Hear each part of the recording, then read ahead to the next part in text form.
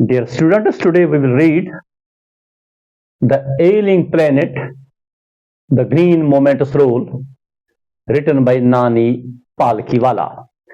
इस लेसन में main focus जो राइटर का है वो है environmental consciousness and to address its degradation, यानी माहौल के मुतल्लिक जानकारी और इसकी खराब होने को कैसे ठीक किया जा सकता है या इसके बिगाड़ को कैसे दूर किया जा सकता है, उसके मुतल्लिक ये लेसन है, वो मेन फोकस इसका है।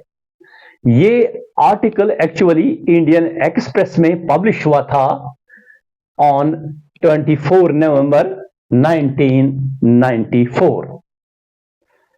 इस आर्टिकल में राइटर हमें बताते हैं कि ग्रीन मूवमेंट की बुनियाद न्यूजीलैंड में पड़ी इन 1972। तो इसने दुनिया में एक ऐसा इनकलाब पैदा किया कि फिर इस तहरीक ने, इस ग्रीन मूवमेंट रेवोल्यूशन ने कभी पीछे नहीं देखा। उसी तरह से इसने एक इनकलाब पैदा किया जिस तरह की कोपरनिकस की डिस्कवरी ने पैदा किया था, जब उन्होंने बताया था कि जमीन और बाकी सयारे सूरज के इर्द गिर्द घूमती है। आजकल जो कंसेप्ट एक पैदा हुआ है दुनिया में वो ये है कि there is a shift, change एक आई है इंसान के उस नजरिए में से जो नजरिया था मैकेनिकिस्ट व्यू, जो मैकेनिकल व्यू था उससे चेंज आ गई है तो होलिस्टिक एंड इकोलॉजिकल व्यू। यानी हम इस दुनिया को एक मशीन जैसा समझते थे, इसके अलग अलग पुर्जे हैं, अलग अलग काम करते हैं, कोई पुर्जा खराब हो जाएगा तो फेंक डालो उसको। लेकिन आज हम इस दुनिया को एक कंप्लीट होल समझते हैं और जो भी इसके अंग है वो हम इस सारे जिस्म के जरूरी अंग समझते हैं और इसको एक कंप्लीट होल समझ पाते हैं। आजकल ये जो जमीन है इसको हम एक ऐसा बीमार के साथ हम मुकाबला करते हैं जिसकी सेहत दिन ब दिन बिगड़ रही है। असल में हम इस जमीन के स्टेवर्ड्स है, यानी मुहाफिज है, हम इसके ट्रस्टीज है, अमानतदार है। ये अमानत किसकी है?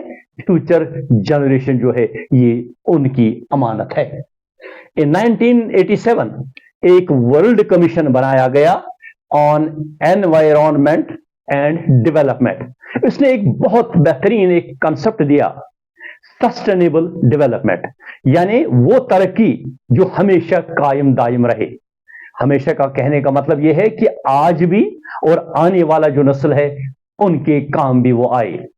तो इसका मतलब यह है कि जो जरूरियात हमें आजकल पड़ेगी उन जरूरियात को हमने जरूर अपने लिए इस्तेमाल करना है, लेकिन not at the cost of future generation.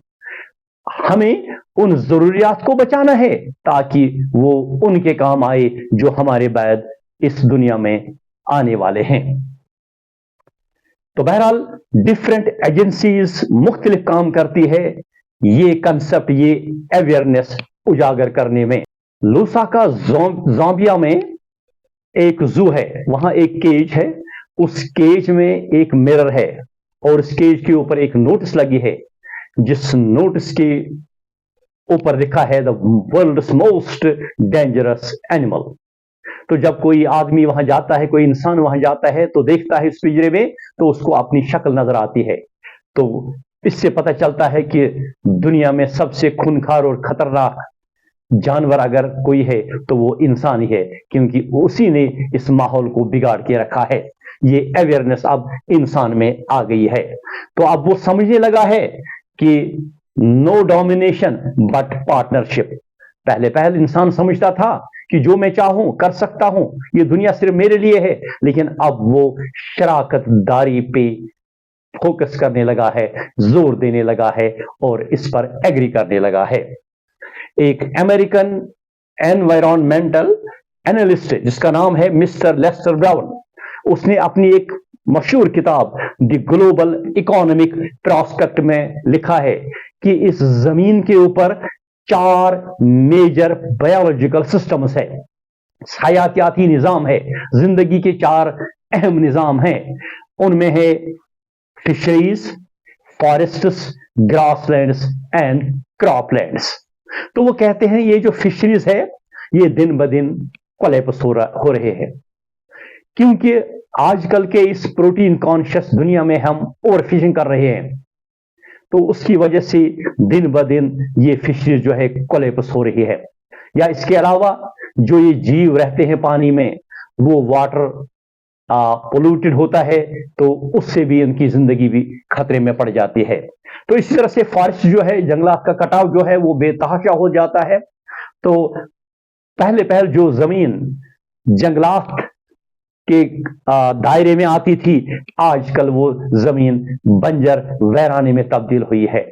اور ایک ایسٹیمیٹ کے مطابق ہر سیکنڈ میں ہم 1.5 ایکڑ فارسٹ لینڈ بالکل اس کو بیرن بنجر میں تبدیل کر دیتے ہیں. تو ایکسپرٹس کا کہنا ہے کہ کچھ ممالک ایسے بھی ہیں جہاں لکڑی جو جلانے کی ہے، ایندھن، فیول، وہ اتنا قیمتی ہو گیا ہے، اتنا مہنگا پڑا ہے کہ وہاں جو کھانا اس سے پکایا جاتا ہے وہ کھانا سستا ہے اس سے جو لکڑی ہم اس کو بنانے میں استعمال کرتے ہیں. ان 4 یہ جو نظام ہے، بایولوجیکل سسٹم جو ہے، ان پر ہماری جو ڈیمانڈ ہے وہ زیادہ زیادہ دن بدن بڑھ رہی ہے، یعنی الارمنگ سطح تک وہ بڑھ گئی ہے. انڈین کانسٹیٹیوشن جو ہے اس میں آرٹیکل 48A وہ ہمیں بتاتا ہے کہ ہم نے انوائرمنٹ کو بچانا ہے، تو جنگلات کو بھی بچانا ہے اور وائلڈ لائف کو بھی بچانا ہے. لیکن بدقسمتی یہ ہے کہ یہاں قانون نہ ان کی عزت افزائی کی جاتی ہے اور نہ انہیں کبھی انفورس کیا جاتا ہے. اسی طرح جس طرح کی انڈین کانسٹیٹیوشن میں لکھا ہے کہ کاسٹزم، انٹچیبلٹی اینڈ بانڈڈ لیبر، یعنی ذات پات، چھوت چھات اور بندوا مزدوری جو ہے اس کو ایبالش کرنا ہے، لیکن وہ دن بدن زیادہ فلورش ہو رہے ہیں، یعنی بڑھ رہے ہیں. یہ جو ماحول بگڑ رہا ہے پورے دنیا میں، یو این کے ایک سروے کے مطابق ایریل فوٹوگرافس لی گئی سیٹلائٹ کے ذریعے، تو اس سے پتا چلا کہ 88 کنٹریز پورے دنیا میں ایسے ہیں جہاں کا انوائرمنٹ بہت حد تک بگڑ چکا ہے. تو اس کے جو کارن ہے وہ بہت سارے ہو سکتے ہیں، لیکن ایک میجر کارن یہ ہے کہ گروتھ آف پاپولیشن، جو آبادی زیادہ بڑھ رہی ہے دن بدن، اس کی وجہ سے یہ ماحول بگڑ گیا ہے. جب دنیا وجود میں آئی، انسان اس میں آ گئے، تو پہلا بلین یعنی 100 کروڑ آبادی بڑھنے کے لیے اس کو دنیا کو 1 ملین سال لگے، یعنی 10,000 سال لگے. لیکن آج ایوری 4 days، ہر 4 دنوں کے بعد 1 ملین کا اضافہ ہو جاتا ہے پاپولیشن میں. اور ہندوستان کی آبادی اتنی بڑی ہے جتنے کی برابر افریقہ اور ساؤتھ امریکہ کو اکٹھا اگر کیا جائے اتنی برابر ہے. تو اب اس آبادی کو کیسے کنٹرول کیا جا سکتا ہے؟ بیسٹ کنٹراسیپٹیوز جو ہے رائٹر کے کہنے کے مطابق وہ ہے اویئرنیس اور ایجوکیشن، کیونکہ زبردستی ہم نے انسانوں کو نہیں لینا ہے کہیں کہ وہ اس کنٹراسیپٹیوز استعمال کرے یا فیملی پلاننگ کی طرف جائے، بلکہ وہ تو والنٹری ایسے سٹیپس اٹھانے چاہیے جس سے یہ پاپولیشن کنٹرول میں ہو. کیونکہ صرف 2 چوائسز ہے، یا تو پرپیچویشن آف پاورٹی یعنی غربت کو ہمیشہ کے لیے بڑھانا ہے، یا پاپولیشن کنٹرول کرنا ہے. یہ تو رائٹر کا فوکس ہے اس پوائنٹ پہ. تو بہرحال پہلی بار ایسا ہوا ہے کہ ایک انسان اجاگر ہوا ہے کہ وہ سوچنے لگا ہے کہ صرف میں ہی نہیں بلکہ زمین بھی بچنی چاہیے. Survival of the planet not only of human beings. تو یہاں इस सिलसिले में इंडस्ट्री को भी एक अहम रोल अदा करना होगा। जिस तरह के एक इंडस्ट्रियलिस्ट मिस्टर एडगर एस वोलार्ड ने बताया कि I am the chief environmental officer, यानी उसने अपनी जिम्मेदारी का एहसास दिलाया, तो बाकियों को भी ऐसा ही एहसास पैदा करना चाहिए। मार्गरेट थैचर जो ब्रिटेन प्राइम मिनिस्टर थी, उसने बताया कि we don't have freehold on earth, हम आजादाना तरीके से जमीन को इस्तेमाल नहीं कर सकते हैं, हम तो समझो किराएदार है टिल लाइफ, और जहां ये जमीन खराब हो जाए हमने उसको रिपेयर करना है। इसी तरह से मिस्टर लेस्टर ब्राउन जो अमेरिकन एनवायरमेंटल एनालिस्ट है, उन्होंने बताया कि ये जमीन जो है ना, बेहतरीन बात उसने बताई है, ये हमने इनहेरिट नहीं की है, यानी हमें ये वरासत में नहीं मिली है अपने जदों से, बल्कि हमें ये उधार मिली है अपने फ्यूचर वाले जनरेशन से। तो लिहाजा हमने इसको बचा के रखना है ताकि फ्यूचर जनरेशन भी इसको आराम से इस्तेमाल कर सके। इस लेसन में हमने देखा कि कुछ मेजर पॉइंट्स है जिन पे बात हो रही है। पहला मेजर पॉइंट जो था वो था ग्रीन मूवमेंट, जो जिसकी फाउंडेशन न्यूजीलैंड में पड़ी। दूसरा पॉइंट सस्टेनेबल डेवलपमेंट।